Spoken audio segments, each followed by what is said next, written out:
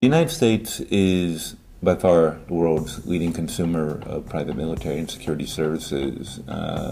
Great Britain would be world's second largest. And between them, they're probably responsible for something on the order of 3/4, if not 80%, of the different private military and security contractors available for use. Private military companies are very diverse, and often mainstream media coverage and much of the existing commentary doesn't capture that diversity. Really, the industry itself breaks into three different functions, three different slices. One is military support. So some of the roles that contractors are doing now that soldiers used to do in the past are things like logistics, maintenance of vehicles, fueling of vehicles, loading weapons, movement of supplies, operations of bases, and the like. Kellogg Brown and Root, of course, is just about universally known around the world for that. They have a huge log cap contract with the U.S. military. They are serving meals, they are doing laundry, they are getting petroleum, oil, and lubricants to troops in the field. The second sector is what's called military consulting. They're just like management consultants. They'll come in and train and advise you on how to do the job, but they won't do the job for you. So their parallels within the military domain are people that are doing things like military training, writing doctrine, strategic analysis, all those sorts of functions often that colonels on up would be carrying out. A model of this might be MPRI, which was originally stood for Military Professionals Resources Incorporated. They do a lot of training. They train foreign military forces. They train U.S. military forces on a wide variety of things, whether it be weapons maintenance or small arms tactics or doing field patrols or civil military relations, etc. Private military companies can have very, very positive effects on the armed forces they work with, whether they're from developed countries or from developing countries. And in a number of cases right now, private military companies are having exactly that positive effect and are playing a crucial role in state building and building peace in regions that have been mired in armed conflict. Roger, as soon as I get off this slip road, I'll let him pull into the convoy, over. The third type is the one that a lot of people focus on. It's within the tactical sphere. Basically, these are armed combat functions.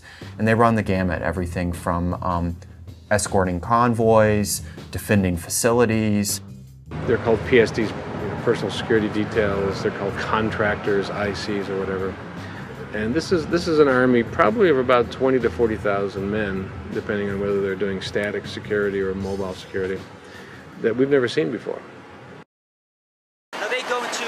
At the moment, Baghdad water directive. From there then we'll go into the centre of Baghdad where we'll actually do the drop.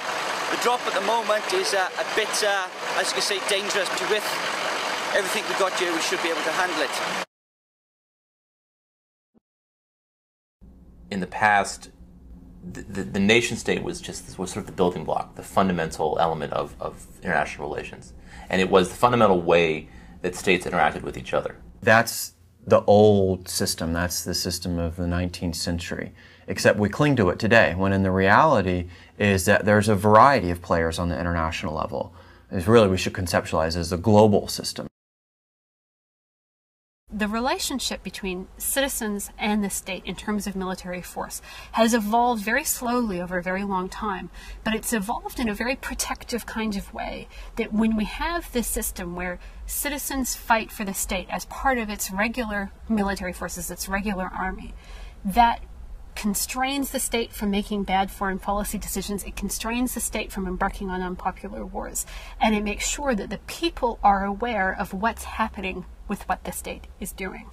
And what we see now is an utter disruption of that process. One of the interesting things is often people, when they talk about the private military industry, focus on the perception of economic cost savings. They say we privatize because it'll save us money. That's BS. It's political cost savings that's really driving the train here. Governments will conduct foreign operations in a wide variety of means. Some of them are overt, some of them are covert. They choose covert operations historically to carry out things that they do not want the public to be aware of, or they don't want their opponents to be aware of.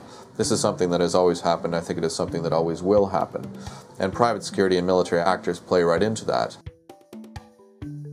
Sort of get the political capital together to do a peacekeeping operation in some place that perhaps our national interests aren't so strong. It's difficult, and most presidents won't touch that. So what they look for is alternatives. If you look at the Kosovo monitoring mission, which the OSCE conducted in the late 1990s prior to the Kosovo War, most countries that sent observers, monitors to that mission, sent national military or police forces. The United States was uncomfortable with sending trained soldiers into an unarmed situation, and therefore contracted the company DynCorp to provide their national contribution to that mission.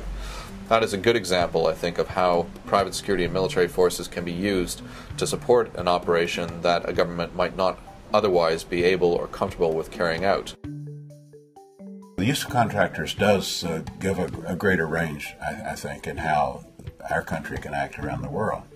That strikes me, though, as a real two-edged sword. In a way, it gives a political opportunity for politicians to, I don't want to say lie, certainly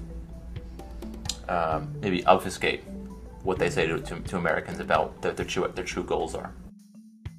The flip side to that is where the covert elements come into this, where you have covert use of these private forces, or at least use of these private forces below the public radar, not necessarily explicitly covert, but certainly not brought into the public eye, such as the DynCorp operations in Colombia throughout the 1990s, such as the long historical use of so-called Delaware corporations by the CIA going back through the 1950s, 60s, 70s, and 80s, their use of private companies like Vanel to carry out training operations during the Vietnam War in Laos and Cambodia.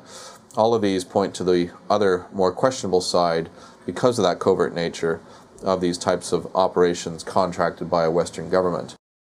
What I'm seeing more and more is we're going back to the old days, the old CIA, covert wars like White Star in Laos, where we don't want to sit and explain all this complicated stuff to the American public. We just want to scare them with the big lie and say, "Woo, dangerous, dangerous, let us handle it," which is fine at the outset, but it then turns into a matter of policy, that we just deal with everything by sneaking around.